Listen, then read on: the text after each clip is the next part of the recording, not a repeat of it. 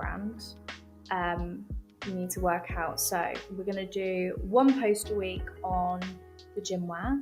We're going to do 1 post a week on workouts. We're going to do 1 post a week on post-workout foods, or what I have had in a day, because that's your inside scoop. That's your personality, because you're showing what you've eaten in a day. You don't have to do that. It's not really anything to do with business.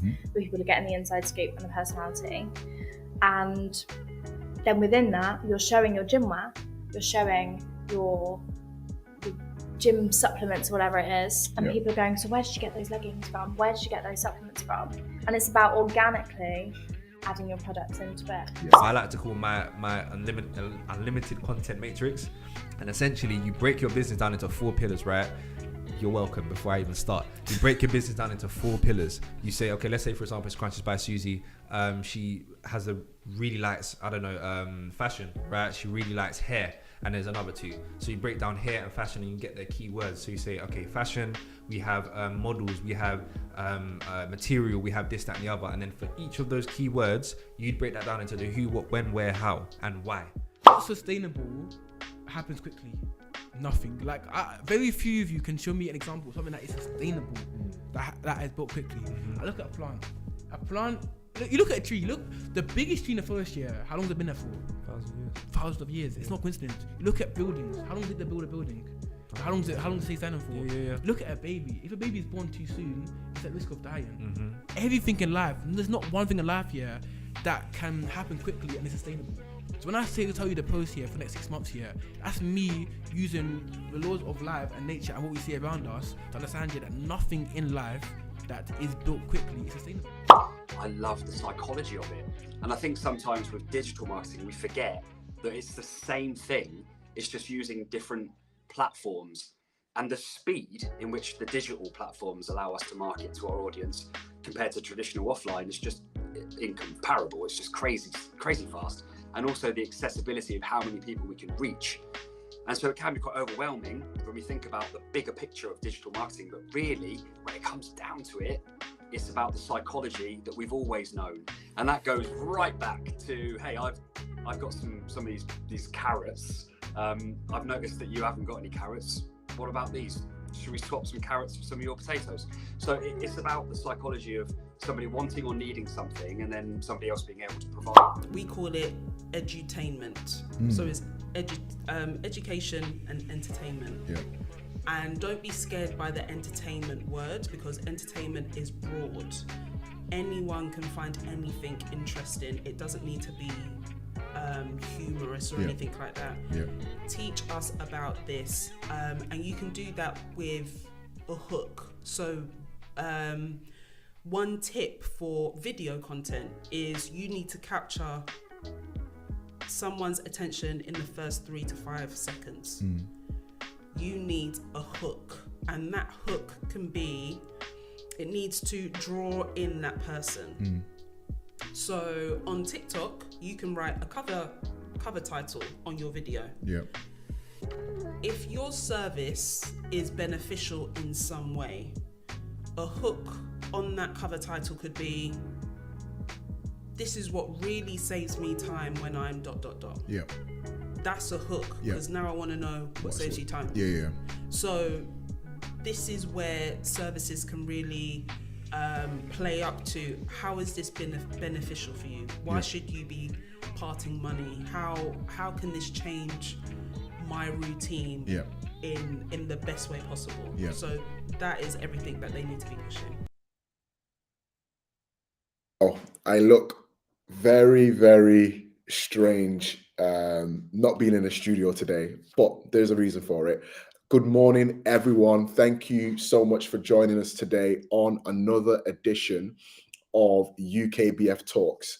And today we're going to be focusing on all things cash flow and why cash flow is extremely important for the sustenance and the success of any business, especially as a startup and especially as a small and micro business owner. Thank you everyone for joining us this morning, this afternoon, this evening, whenever you're watching from.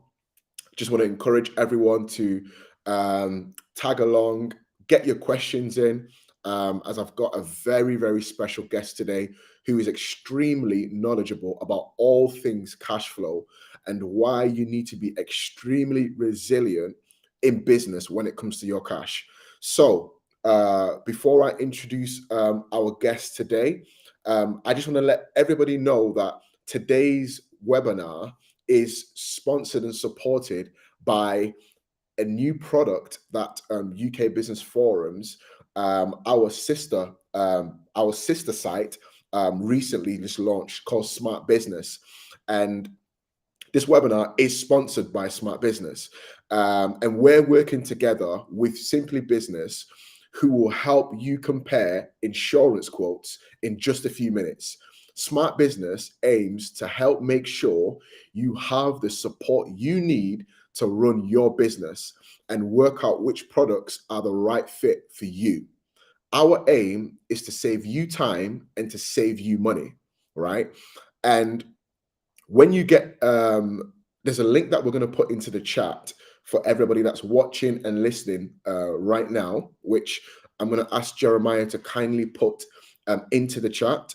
When you go ahead and click that link and just let us know when your business renewal insurance date is due, you get the chance to get access to UKBF's business membership for free for just 1 month. And another special thing that's happened today is that we've launched our new business membership features, which can save you up to over £500 worth of resources.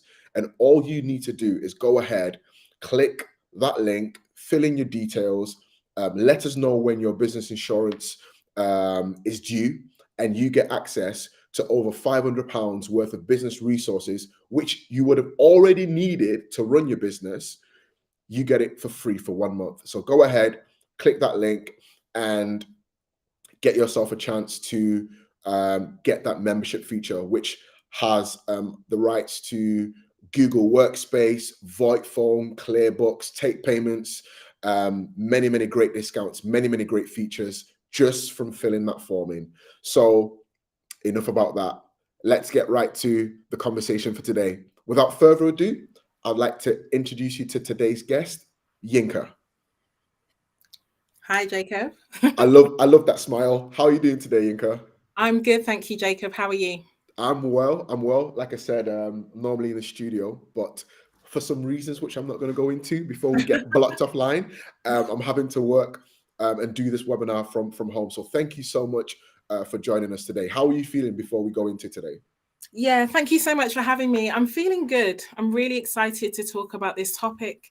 I know that obviously we are in really interesting economic times.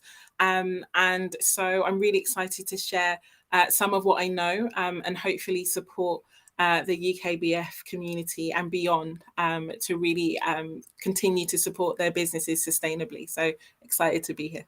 There we go. So before I go into my questions, there's something that I always ask my guest, right? Just to make sure that you are not an alien, just to make sure that you're not a rock, just to make sure you actually know what you're talking about, right? Who the heck are you, and why should we listen to you today? That's a good and deep and very big question. So by way of introduction, as Jacob said, my name is Yinka Ewoula. I am a business strategist, I would say first and foremost, and I'm also someone who specializes in supporting women. So my target audience generally is women, but I support them to create wealth in and through their businesses by focusing on what matters most for the business, which tends to be business strategy and cash flow, and what matters most for the business owner, which tends to be their mindset and their habits. So that's what I do right now, and I use a number of different tools, from coaching, mentoring, advisory in order to do that. Why you should listen to me is I have been in business now for several years. I have worked with businesses all over the world, have helped them to create incredible success, and I have really supported them to take what I like to call a cash flow approach to their business, to support them to really create sustainable success, which again is against the backdrop of a very challenging and bleak outlook for many start and scale up businesses for us here in the UK. So that's who I am, and that's why you should listen to me. There we go. And now, I have not primed you with this question yet, but just to give the audience about your own business credibility, can you maybe give us an idea about how successful your business is over the couple of years that you've been running, which also lends a level of credibility to everyone that's listening right now? Absolutely. And you're right, you did not prime me on this question. So I began this version and this iteration of my business towards the end of 2020. So 2021 was my first full year of business. Really excited to say that I was able to go through 6 figures of revenue. Which again, as someone you'll get to know over the time we spend together, but less than 10% of businesses run by women in the UK ever hit 6 figures in a single year. So I was really excited and proud to be able to achieve that in my first year of business.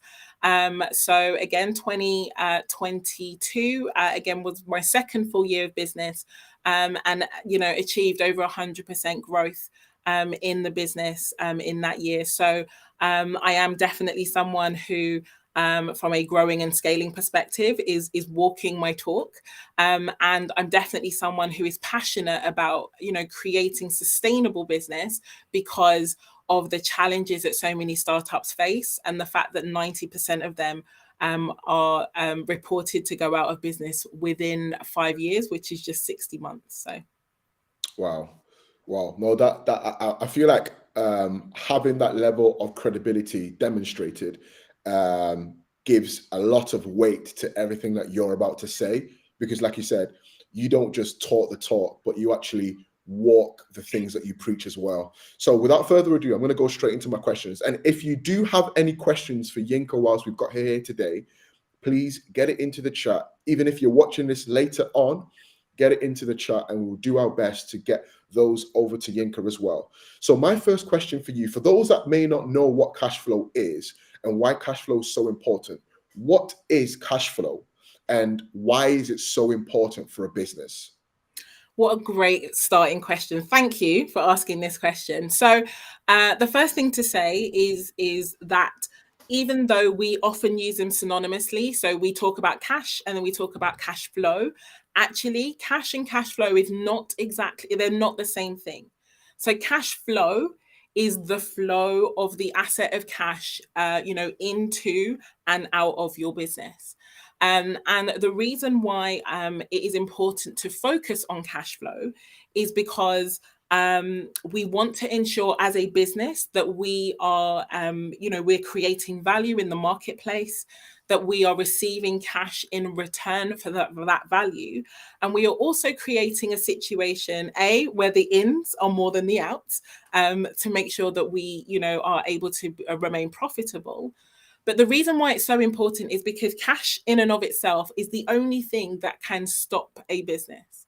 So one of the analogies that I use when I'm explaining what I do is I talk about cash being the air of your business. And so cash flow is like the airflow of your business. And if you are in a position where you don't have regular cash flow, it's like asking your business to hold its breath. And I'm not going to demonstrate it now because I'm talking, but what I will say is that holding your breath and trying to do normal things, it doesn't lend itself to peak performance. It doesn't allow you to be your best self as a human when you're holding your breath. You can go for a little bit, but you can't go on an ongoing basis if you as a human are having to hold your breath in order to do the things you need to do. And your business is exactly the same. Your business needs a regular, consistent flow of cash in order to service the needs of your business, to enable you to implement your growth plans and to, cover all the things that are required in order for your business to be sustained and grow. And so it is incredibly important for your business to, have a cash flow focus so that it can have the resources it needs to continue to grow. And it's important for your business to focus on that cash flow, because cash is an absence of cash is the one thing that can take your business out of business, even if you have so many of the other things that we're often taught that a business needs. So a business can have a website, it can have clients, it can have offices, it can have awards, it can have employees. And yet we have seen businesses with all of those things in place, looking incredible, doing all the things, but because they ran out of cash, they still went out of business.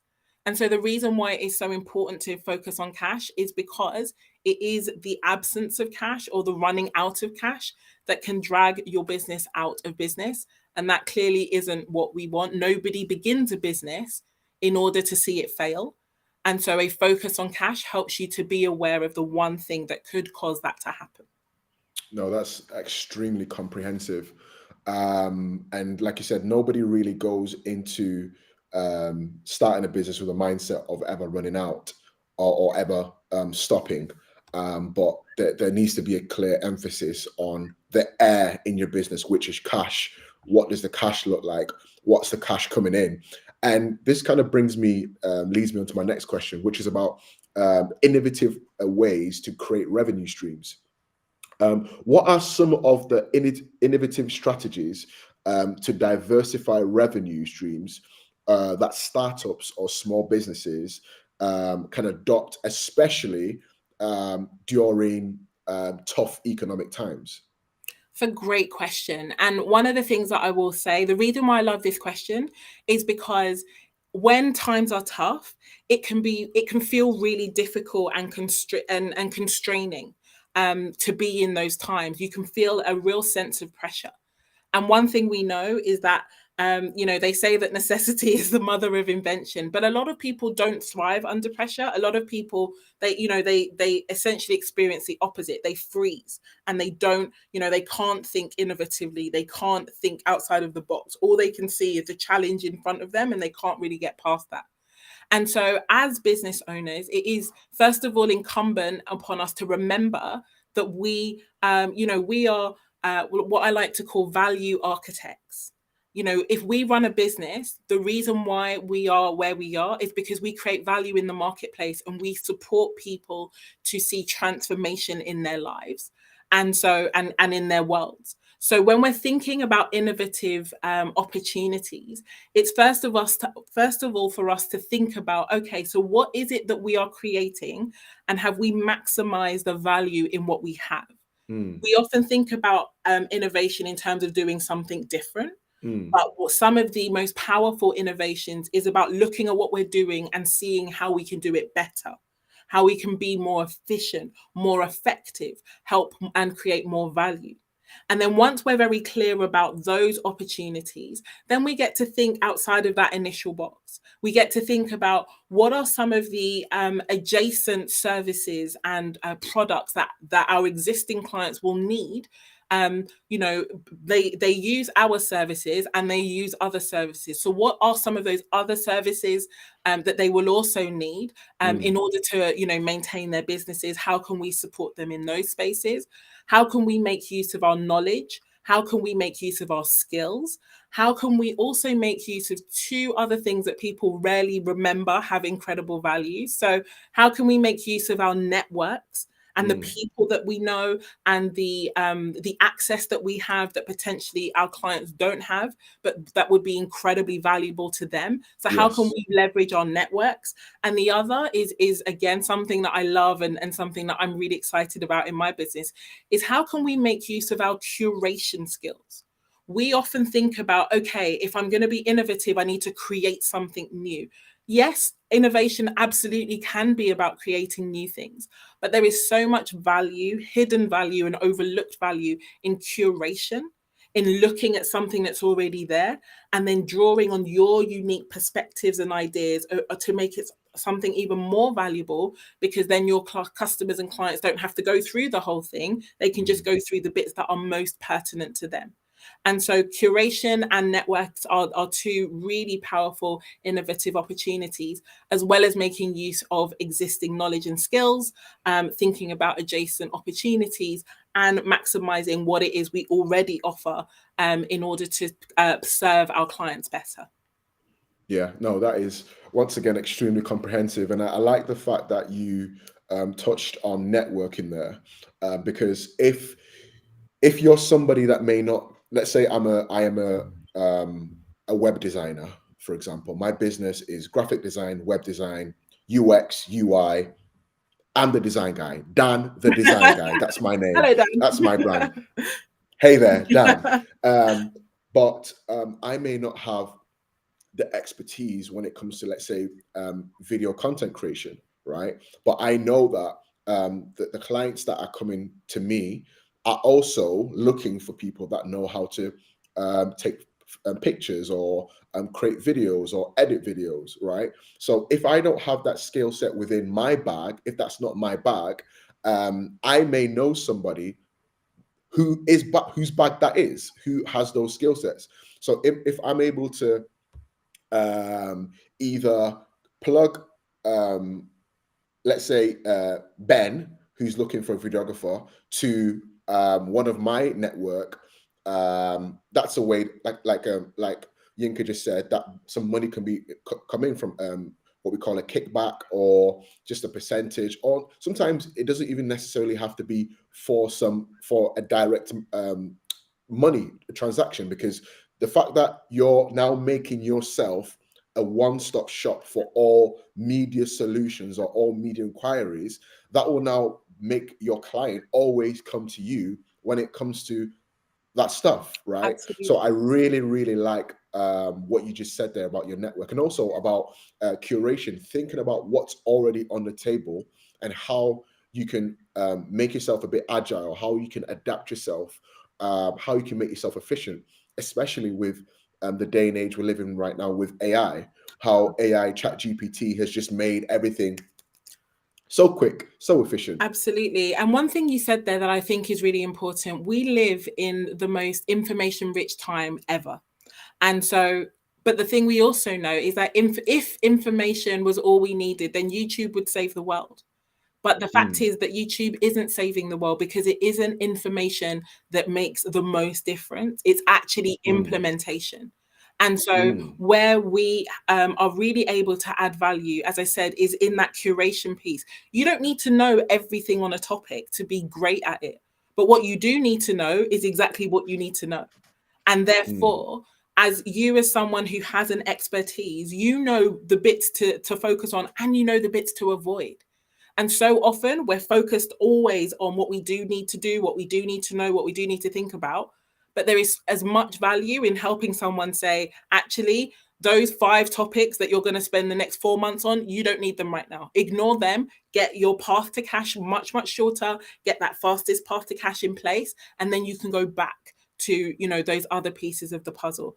It's never about, cutting corners or not doing things well, but it's about understanding that no one needs to know everything on a particular topic. And, that's YouTube University. We all love YouTube University. And there's so much to be said for making sure that we are focused on what is needed rather than just all the things. And so one thing I spend a lot of time supporting my clients to understand is not to do all of the things, only to do all of the right things for the right results that they are seeking. Yeah, no, that's good. That's good. My next question to you is about financial resilience. How can businesses build financial resilience to withstand economic downturns and emerge stronger on the other side? Great question. There's a couple of things that I think there are some practical things that can be done, and ahead of those practical things, I think there are a few mindset things that need to be in place as well. So the first thing is to recognize that we live in a capitalist society, and therefore there are going to be economic upturns and economic downturns. I think even just managing our expectations around that is incredibly powerful. We are not always going to have, the economy on the up and up. There are going to be times of boom, and unfortunately, because of how structures currently are, there are also going to be times of bust. And so the very first thing to really get your head around is that's how the economy works. That isn't something I can change. That isn't something that I'm going to invest my emotional energy in, working to, work out. I know that that is what is going to happen, and therefore I can be prepared. And so that first piece of the puzzle is recognizing that being expecting the boom and bust, expecting that at some point there will be a downturn, expecting that the only thing change is the only constant, is an incredibly powerful way to walk through your business life, because you will no longer be taken aback or caught out by a downturn. It's coming, you will expect it. So that's the first thing. The second thing about emerging stronger on the other side, again, from a mindset perspective, is to recognize that even in an economic downturn, there are incredible opportunities available, that there are always people making money, even in downturns.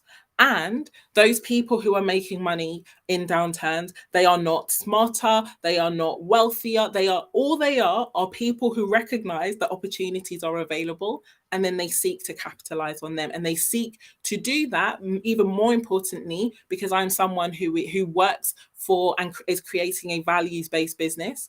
They are creating that value by helping others through the downturn and helping others in those times. So approaching an economic downturn with a mind frame of opportunity, how can I help? How can I support? How can I be of service? Is part of how you emerge stronger on the other side.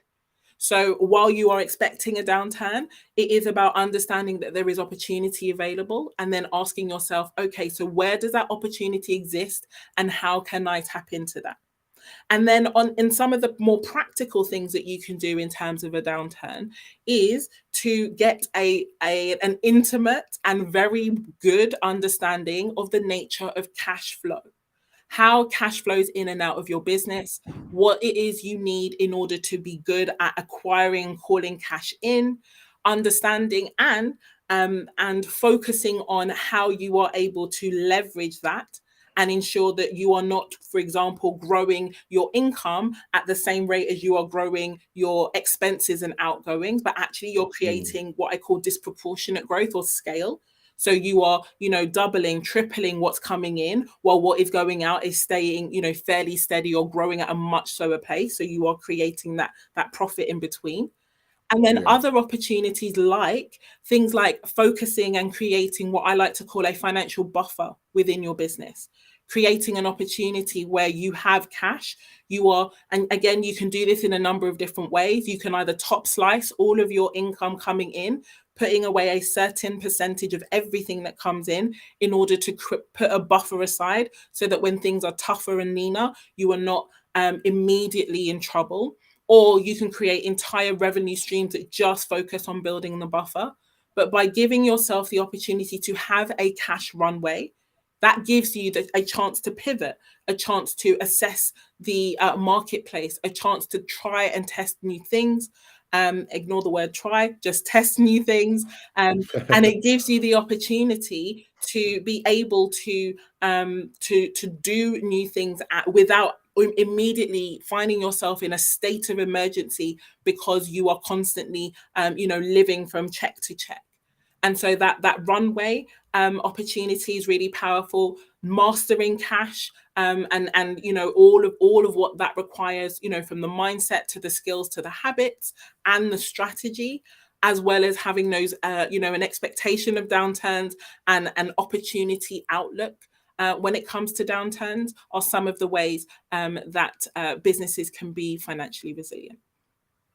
Yeah. So just to kind of get a summary of what you're saying there, is it wise for businesses to prepare for the worst case scenario, or think, what would I do in the worst case scenario, or have a worst case scenario mindset when it comes to Definitely not.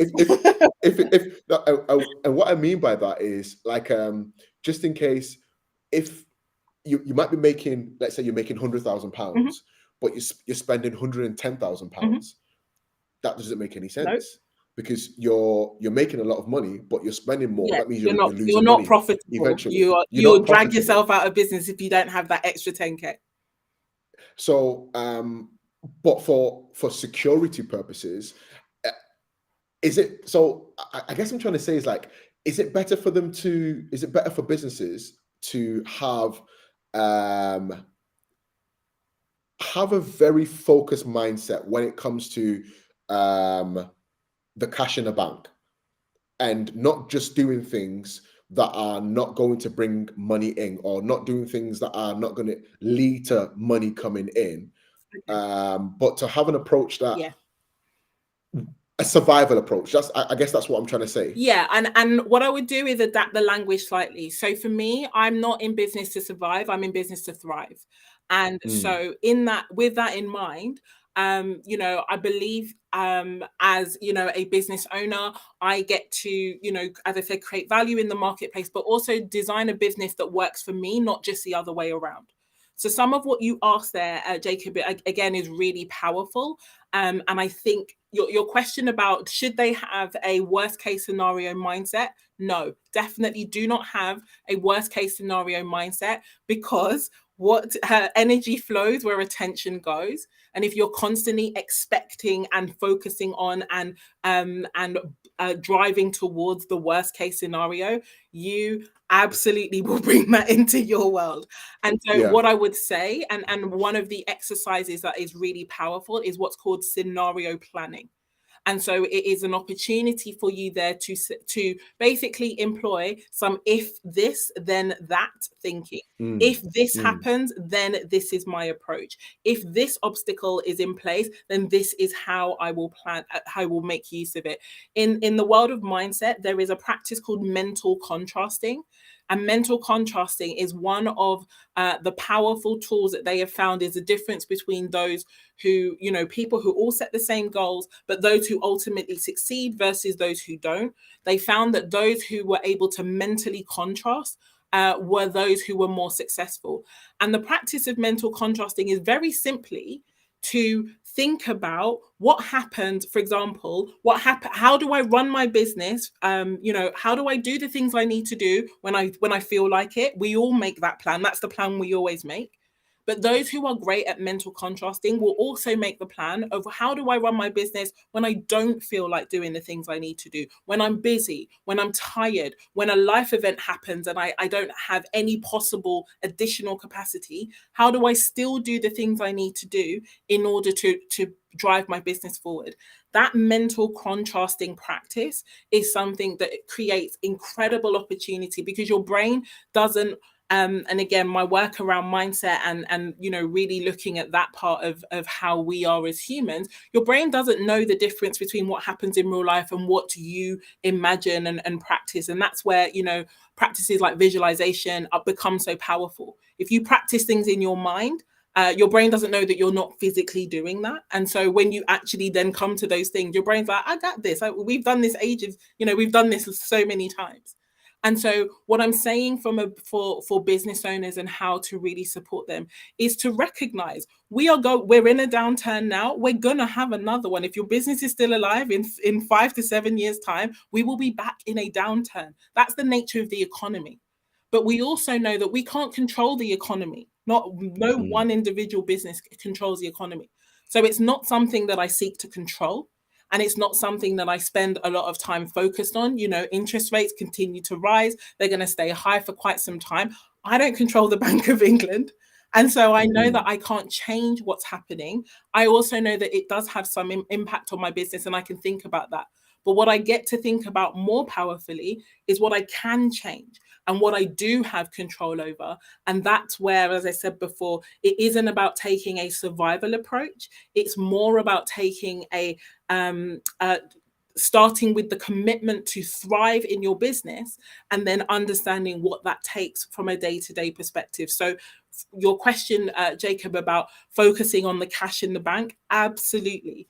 I focus on the cash in the bank because that is ultimately the resource in my business that I get to turn into any other. It is, cash is what I like to call a ubiquitous resource.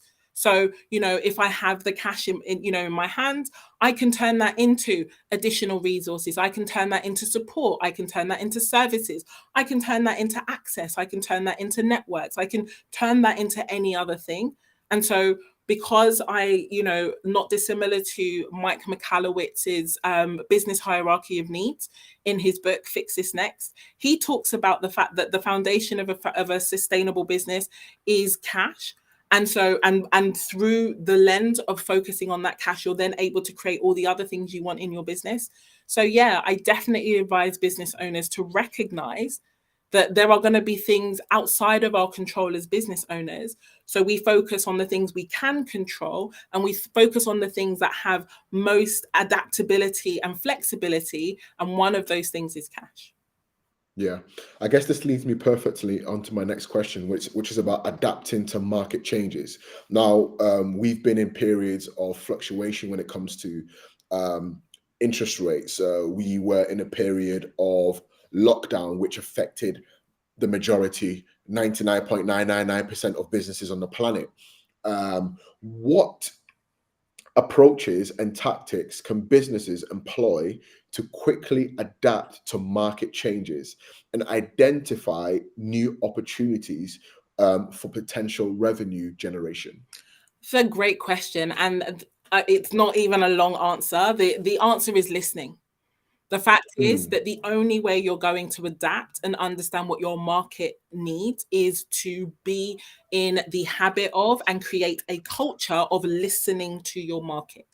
Now, you have to listen intelligently, and you may be in a situation where the market doesn't know what it needs, but your market is always speaking. Your market, the members of your marketplace and your audience are always saying what the problem is, what's bugging them, what they don't like, what they want, what they do want, what they would love.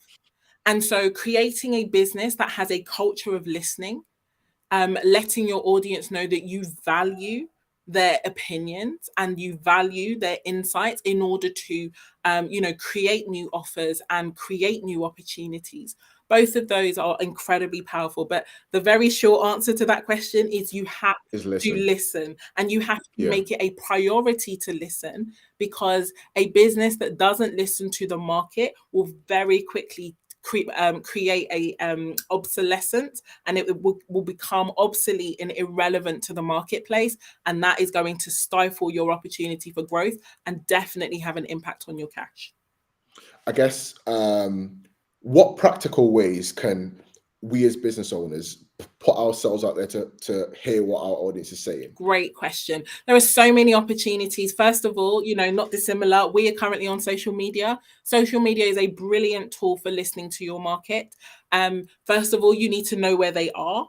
And you need to know how to ask the questions, that you want relevant answers to. But social media is a great way to listen to your audience. And, I went for social media because we're here, but actually the most powerful way to listen to your market is to listen to the members of your market who have invested in you and become your customers. So constantly asking them, what has met their needs? What would they love to see differently? How is it that you can serve them in a new way? What challenges are coming up? What is going on in their markets? How are they thinking newly about the situations that you find yourself in? And so, as I said, I talked about listening as a practice, but I also talked about listening as a culture. And you need to have both the practice of listening and the habit of asking, but you also need the culture to be able to hear, when, for example, your products or your services no longer meet the needs of your customers. You need the culture, the humility, and the desire to help and support, to be able to hear that and to make changes without, letting your ego run amok, and then you decide that you don't want to, listen to them anymore or anything. But the beautiful thing about being in business is that our customers are constantly available in terms of being able to speak to us and tell us what we need and what we need to know if we are willing to listen. And so we have to show that we're willing to listen in order to get the best out of that situation. Yeah, I kind of feel like you've touched on some of the answers for this next question, but I just want to ask it anyway to see if there's anything else that you can add to it. And it's about customer-centric strategies. And the question is, how can businesses enhance their customer-centric approach to drive more sales and revenue growth, even in challenging climate? Yeah, so listening is definitely a big part of that. The other thing I would add, though, and this is something I did within my business that completely transformed the success, not only of the offer for me, but also the outcome that it creates for my customers. So I have, in a number of different spaces, created what I have called creator cohort opportunities. Or and again, I'm in a service-based business, so those who are in product-based businesses, there are ways to adapt this idea. But the idea is, instead of me coming up with the idea myself of what it is you need, we come together in partnership and we co-create the solution that will get you the result that you want. By having this co-creation focus, it has enabled so the offer that I did it most recently with has created some transformative results for those customers, because I knew the ideas, for example, around cash and cash flow and what I wanted to say, but I have been on my journey for several years, so I've forgotten what I didn't used to know. I've forgotten most of what life was like before I knew these things. And yet I wanted to help people who were at that stage.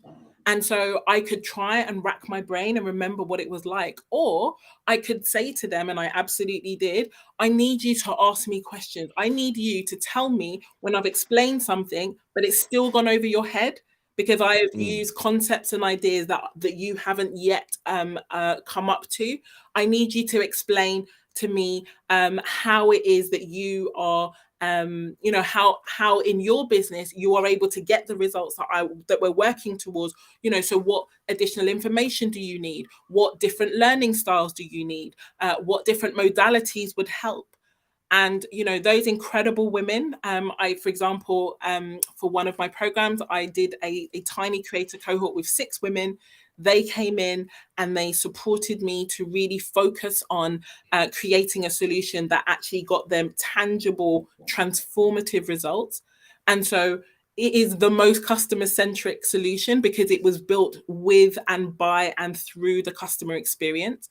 But by using that as a framework to create an altogether better solution than I would have come up with by myself, it's also enabled the results coming out of that program have been, ratcheted up, because it came through the lens of where the customers were in that time. So enabling your customers to partner with you. And, we're seeing this even in bigger brands. Bigger brands are taking a much higher approach around partnership and co-creation, because they can see the value of that. So that is definitely something that is available to us who run smaller businesses too. Yeah, no, I just even touching on what you just said there about the bigger brands and the fact that when it comes to marketing, no, Jeremiah, bring her on. Bring her on. When it comes to the marketing perspective of promoting your business or promoting a product, one of the approaches in line with what you just said about co-creating is user-generated content. So that's, for example, if I've got a product, I send it out to one of my customers, or I give it out to some of my customers as a free gift or whatever, and with just a simple request, guys, can you do a quick video about the product, what you think of it, be honest, but say really nice things about it, so that we can get it out to as many people as possible. So what I'm doing there is that I'm getting my product out to my audience, and now they're making genuine content for their audience as well, for many people to see. So in a way, that's a practical explanation of what co-creation could look like. When it, even if it's not about coming up with ideas, but that's a way of leveraging someone's audience to push out your your brand, to push out your product, to push out your service, and exposing it to a newer audience that you wouldn't have done before. So that co-creation, working in collaboration is a very, very useful tool 100%. and a useful way to create potential revenue stream. 100%. Yeah. And one of the things I will add is that it creates something that is, it's an intangible asset, but by God, does it get you tangible difference, which is goodwill. When you create something with your customers rather than for or at them, it creates a completely different relationship with them, and that goodwill is is taken up to the next level. They want to see you win. They want to see that product succeed. And that's something, honestly, I don't say this often, but that is absolutely something that money can't buy. You're having the goodwill and the desire for success from your customers is incredible, and something is really powerful. Yeah, gosh, I feel like everything that we've been speaking about has been leading into my next question every single time. And the question is about leveraging digital transformation. How can businesses leverage digital transformation and technology to optimize their operations, reduce costs, and generate more revenue, especially in tough economic times? And I guess we've already touched on AI, different things like that. But what are some of the ways in which businesses can transform what they're doing digitally? Yeah, and I love that you touched on AI. I think it's a really important point. We are at an important point when it comes to kind of the whole AI conversation. The early adopters are, they've got it all over their houses and in their lives and, all of those kinds of things. It is about remembering that technology gets to, you get to use technology in line with what it is you are working to create. And so some of the ways that you get to use technology to make your life easier is in terms of things like automation. Now, automations can, is great from a, from a cost perspective and a delivery perspective, but equally it can be, a fantastic opportunity in terms of making life easier for your customer, making things, straightforward for them to access. And so there are AI-based opportunities. There are, more standard forms of digitization. But the thing I would say is as with all things, how the mindset with which you approach these things is so important. The fact is that tech is here to stay. And so there are many people who are like, I don't want to get involved, and this is not going to be helpful. There is always a way to make it helpful. And it's important to remember that the masters never don't do the basics. Those who would master, those who would see success, it isn't through, the sexy advanced things that they actually create that success. It is through mastery, repetition, and, a true up-leveling of the most basic principles. So whenever we are making use of digitization or tech, we need to ensure that it is in line with those powerful, unchangeable principles and basics that will serve our clients, that will support our business, that will create efficiencies and better customer experiences. And when we are minded to use tech in that way, honestly, the sky is the limit. But it always begins with how we choose to think about things, as opposed to recognizing or thinking about it in a way that ultimately, will not serve us. So first of all, we are in charge of the tech. The tech is not in charge of us. This is not iRobot. Yeah. And so let's get really clear about what it is that we want to create, the benefits to our business, the benefits to our customers, and then let's find the solution that creates that opportunity, whilst ensuring that we retain and keep a grasp of what it is that we're trying to create. Yeah.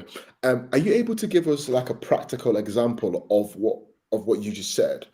And the different, for example, maximizing and mastering the simple principles, because once you master the simple principles, you're able to just do it. You're not striving, you're not doing anything like that. Is there a practical example? Yeah, and I think, for example, automation is a great example, or using tech for automation. So You know, you can cobble together in the service-based business, if you're delivering content online or, you know, training or what have you, you can cobble together a number of different pieces of the puzzle separately, or, you know, creating an opportunity to automate things like marketing, you know, through ads and, you know, and you know, paid advertising or those kinds of things, you know, using tech around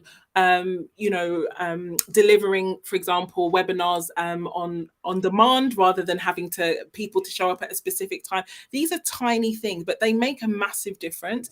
If I invite everyone to a webinar when I'm ready to deliver it, that's fantastic. Obviously, those who are interested, and if our times align, that works. But something as simple as webinar delivery technology enables people to get the information that they want, but when they are ready to receive it. So if I've already pre-recorded it and I have put it in that system, now instead of someone having the thought that they need to solve the problem and then have to wait till I'm ready to deliver it, what they have the opportunity to do is to go to the spaces, you know, where they can get access to that. And the webinar is ready to roll to give them the information when they are ready. And what that creates is, you know, a much higher propensity to take action because they are in the emotion and in the feelings of actually being able to take advantage of that opportunity. So that's a really simple example, but even just making, you know, the information, instead of it having to be specifically scheduled in time, making that asynchronous and making that available when the customer is ready rather than when the service deliverer is ready, is something that can, you know, create a real change of gain for both the customer and the business. Yeah, no, that's just literally thinking about that. I can see how that will really can really help information reception, and also the fact that you just touched on. At that point, the customer is already thinking about it. They're already feeling that they want to do something. They want to make a change. Yeah. There's action and emotion driving them to do something. Agreed. So that's a really good point. We've already spoken about co-creation, and also a practical example of that being, let's say, even when it comes to marketing, being user-generated content and collaborations. But my next question is on partnerships and collaborations, and how can collaborative efforts and partnerships or joint ventures with other businesses help drive revenue for any business? I love this question. And the reason I love it is because it causes us as business owners to think of our customers as a whole human and as a whole person, or as a whole business that has many needs beyond just what we have to offer. So often we're really focused, you know, monomaniacally focused on the bit of the puzzle that we are focused on. But actually, if you take a step back and you recognize that there are so many other services, there are what I tend to refer to as upstream services, downstream services, cross-sell services, then all of a sudden we get to recognize that there are so many revenue-based opportunities because they're spending money with you, but they're spending money with lots of other people as well. And they want a great service. They want the opportunity to make sure that they are well looked after. And so they go to who they believe is best to do that. And so if you already have a pre-existing relationship and you are known for being great at what you do, then those collaborations can create powerful opportunities for your business as well as the other business, but they create powerful opportunities for your customer as well. It gives them the opportunity to think more strategically about the services that they're bringing into their businesses, but also more strategically about what you offer as well. And so collaborations gives business owners the opportunity to, create partnerships, that really kind of link into revenue in terms of things like affiliate-based opportunities. You also have the opportunity to synergize and to bring services together. So businesses are able to lower the cost of delivery. There are many opportunities. It is really about recognizing and remembering that business is a people game. Cash is a people game. And so recognizing that ultimately all the cash that you ever want to create in the world, as I said to a client earlier today, all the cash you ever want in the world is currently sitting in someone else's bank account. And it's your task to go get it. To provide value so that they're happy It's not just to get it, but so that they are happy to give it to you in return. So yeah, that's the thinking. Yeah. Do you know what? This just gives me I love Monopoly, the game Monopoly. And just imagine you're dominating the board, but there is that means you've got different properties on different parts of the board.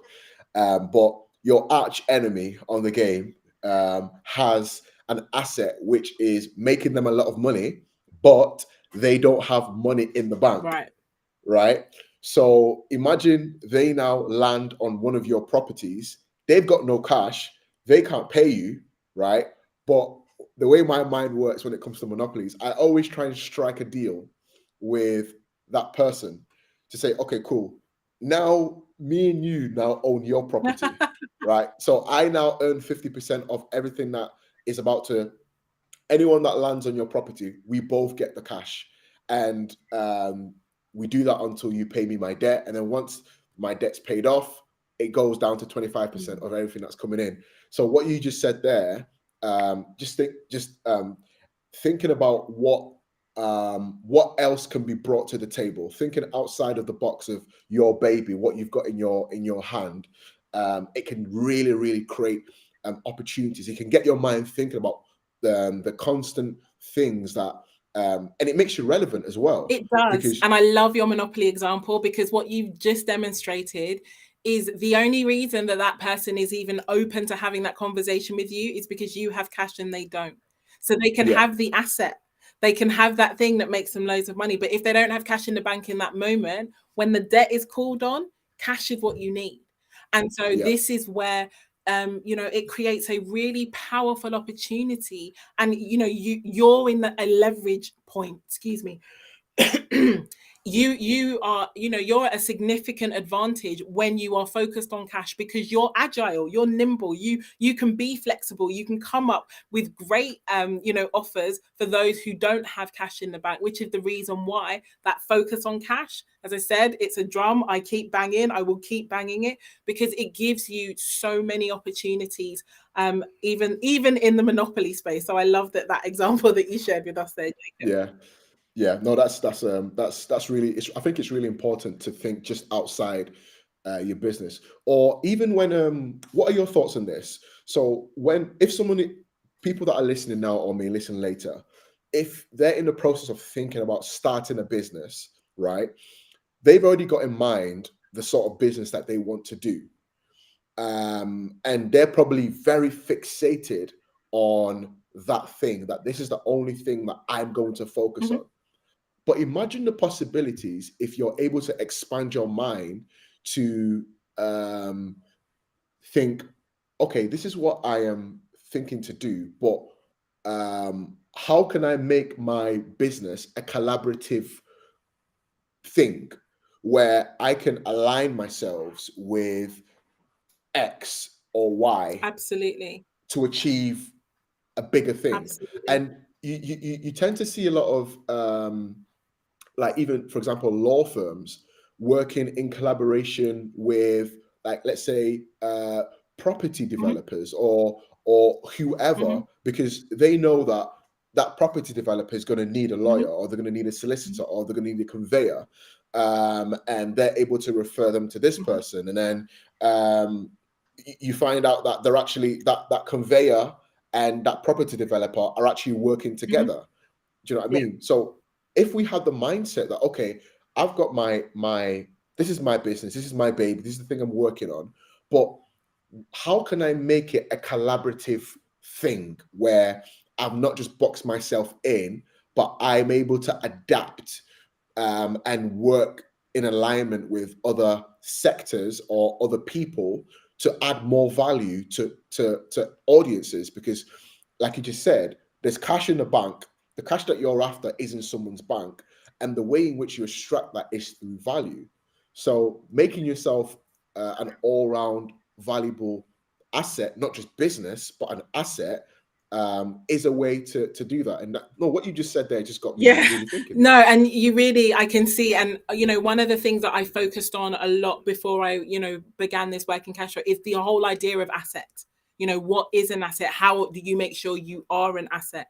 And so when I'm speaking to startups, you know, I speak in a number of different spaces, and the thing I always say is your fastest path to cash is the first thing you need to be thinking about. And there are so many businesses that don't, you know, they don't monetize easily, but then therein lies the point. Your core business idea may not monetize easily, but you're still going to need cash. And so many go down the, you know, let's look for VCs, let's look for angels, let's look for funding, let's, you know, go the pitch book route. But actually, there's an opportunity to go to the marketplace and to, you know, and to bootstrap your way into creating that business, that powerful business, because it gives you the opportunity. You can gather, in addition to the cash, you can gather the audience information, you can create that goodwill, all of those amazing things we spoke about earlier. That's something that a business and a startup business can really powerfully create along the way. And so for me, what you described there in terms of thinking about your business in the round is, again, one of the ways that you can really powerfully manage your cash in those difficult economic times, because you're thinking laterally. You're thinking about real world solutions. You're recognizing that your customer doesn't only have the problem that you solve, they've got a list of problems and all they want is solutions. And so if you can solve one, good, get the cash for one. But if you can solve 7, you'll get the cash for 7. Yeah, no, that's a brilliant. This has been a really like nuggety strategy, diamonds, gems conversation. We're about to wrap up now. I just want to give everybody the opportunity to hear about the offering that we were speaking about before. So take it away. Awesome. Jacob, thank you so much for this opportunity. As I said before, my work is to support women in general, is kind of my target in terms of my program. So I run a program called the Cash Flow Accelerator that supports women to create consistent and increasing cash flow in their businesses. And it gives the opportunity to get some really powerful cash flow activating strategy, as well as underpinning that strategy with, you know, the things that they need to create that consistent cash flow, which is the mindset, the skill set, and the habits to do so. So that's the offer that I, you know, offer in the marketplace. That's how I, you know, create value. But I also work, you know, and offer services as a speaker, as a trainer, and I'm really, as I said, banging this cash flow drum.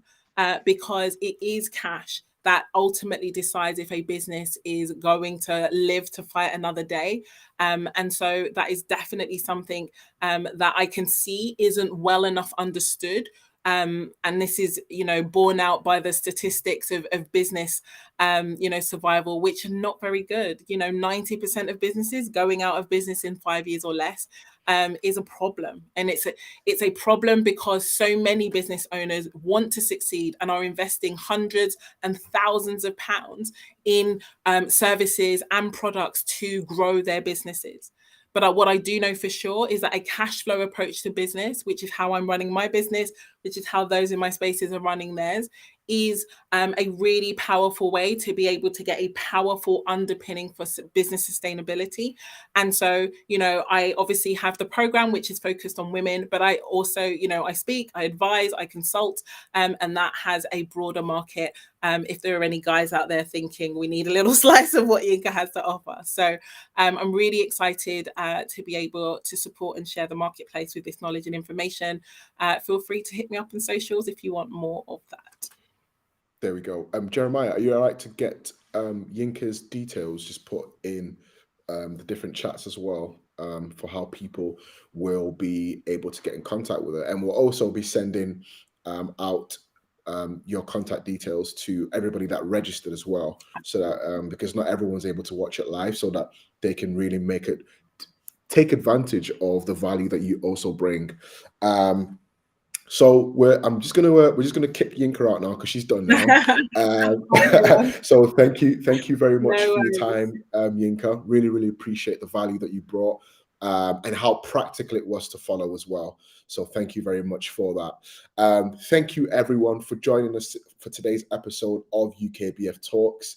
Like I said, it's been very useful to have this sort of conversation with everything that's happening in the economy at the moment, with interest rates fluctuating, going up and up, coming down, then going back up again.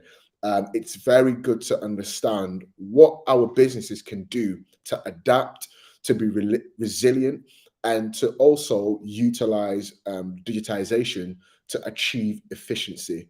And not just that, what are the practical approaches that we can take when it comes to actually increasing our revenue streams, such as collaborating with other businesses, having the mindset that I don't just want to fix one problem. What else can I fix overall? And as Yinka perfectly put, the co-creation. What collaborative projects can I align my business or myself with to bring value to our overall audience? When we think like this, it really, really makes us a formidable force. So thank you so much to Yinka. And like I said, today's webinar is sponsored by Smart Business, sponsored and supported by Smart Business. And we've teamed up with Simply Business to bring you insurance quotes that's making your life very, very simple, very, very easy. And for everyone that's joining us here today, we're giving you the opportunity to get 1 month's free UKBF business membership, which is £99 for the year, but you get it for free for 1 month. And this business membership is full of resources that will save you £400. And we've teamed up with some of the top companies, the likes of Google, Clearbooks, Wix, Take Payments, and others, to bring you value-led opportunities and discounts to help you run your business. So click the link in the chat right now, fill in that link, and all you need to do is let us know when your business insurance renewal date is, and you will get your chance. Not get a chance, you will get a UKBF business membership for free for 1 month and have the opportunity to get access to great discounts, great features that your business needs, which could save you up to £400. And as we've been talking about cash flow, if we're looking for things that will save cash, this is a great feature to really take advantage of. So thank you everybody for joining us once again. We'll be sending out more information from and about Yinka for all those that registered as well. So join us for our next UKBF webinar, which will be talking about the importance of podcasting and what podcasting specifically as a marketing channel can do for your business, and how small businesses can leverage podcasting to increase exposure and ultimately generate more sales for their product or services. So thank you everybody for joining us, and I will see you all next time round.